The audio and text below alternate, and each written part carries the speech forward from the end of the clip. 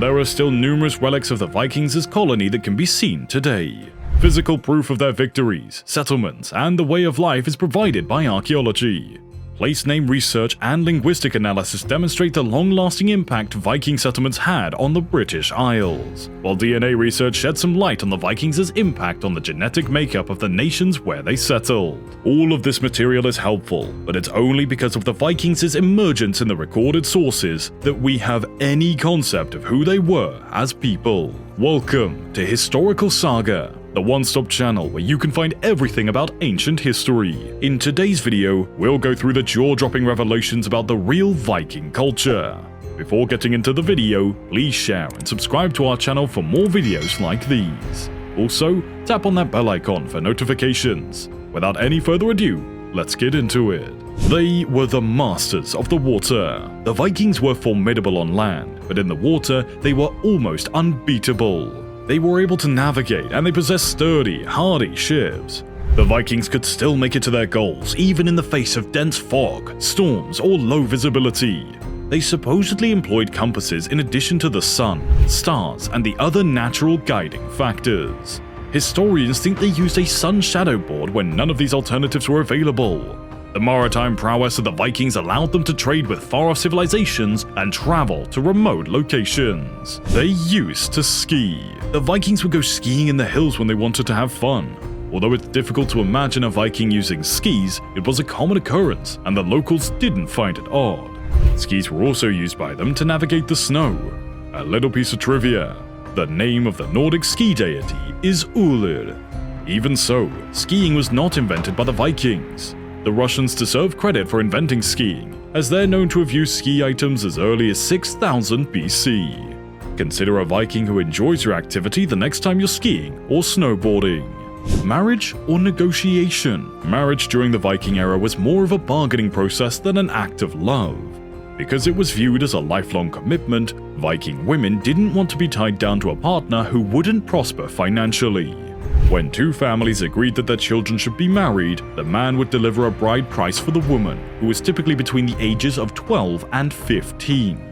The groom received a dowry from the father of the bride, and the families would frequently agree on the prenuptial agreement in the event of a divorce. They shared rodents with the rest of the world. Although they weren't solely responsible, the Vikings played a significant role in the global spread of house mice. According to DNA studies published by National Geographic, a sequence that's unique to mice and originated in Norway, the main Viking inhabited region, was discovered.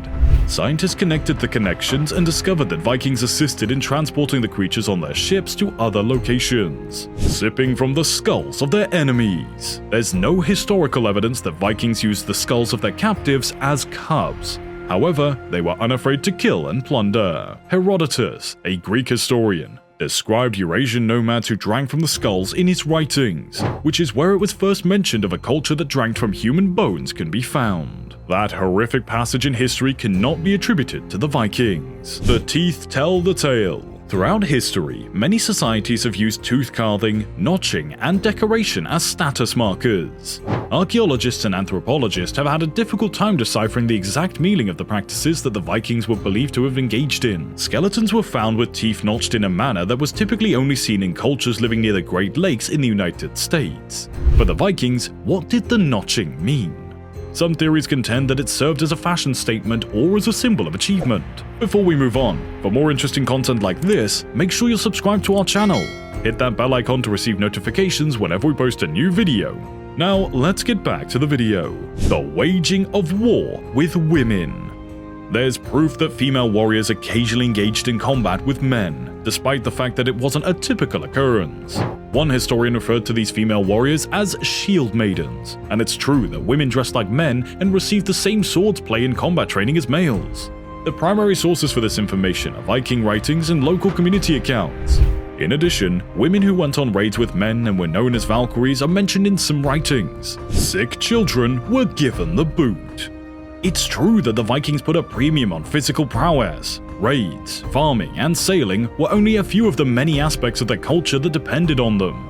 A Viking was diligent about maintaining good health because it was essential to their survival. The Vikings would leave children who were born with abnormalities or fell ill. Any condition that required a person to be physically dependent on another was deemed unacceptable.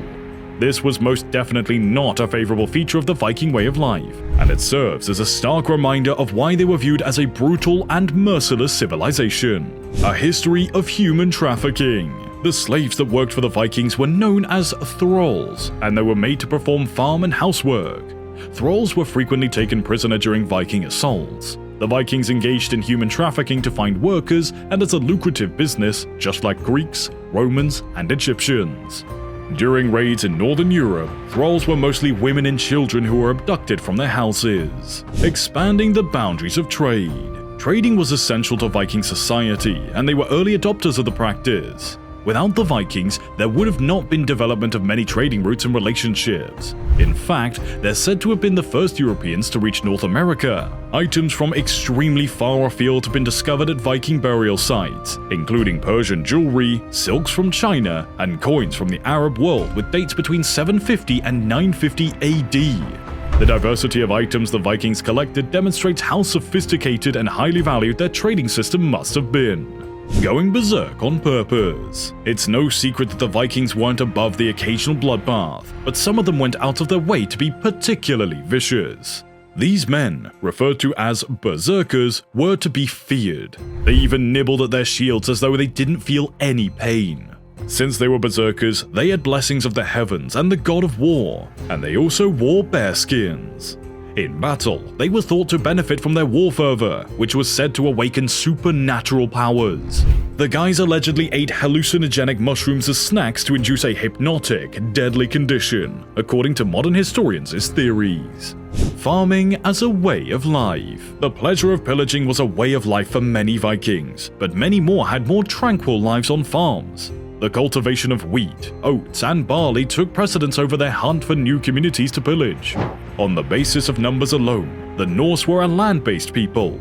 Norse farmers raised poultry, pigs, geese, goats, and sheep in addition to growing crops like cabbage, beans, and onions. They played with fire in creative ways. If you ever attempted to start a fire on your own, you're aware that it's difficult to do so even with contemporary technologies like a lighter or fire starter to help get you going. The lack of resources forced the Vikings to be inventive when it came to starting a fire. They used a particular fungus as their instrument, which they allowed to boil in urine for a few days. Yes, the Vikings did use urine to enhance their fire. A fire might be maintained for a longer period of time if urine-soaked, dried mushrooms were used to fuel it. And that is all for today's video. If you like this video, please give us a big thumbs up. Make sure to subscribe to our channel and hit that bell icon to receive notifications whenever we post a new video. Also, feel free to express your valuable thoughts in the comment section below. Feel free to spend some time watching other videos on our channel, but until then, goodbye.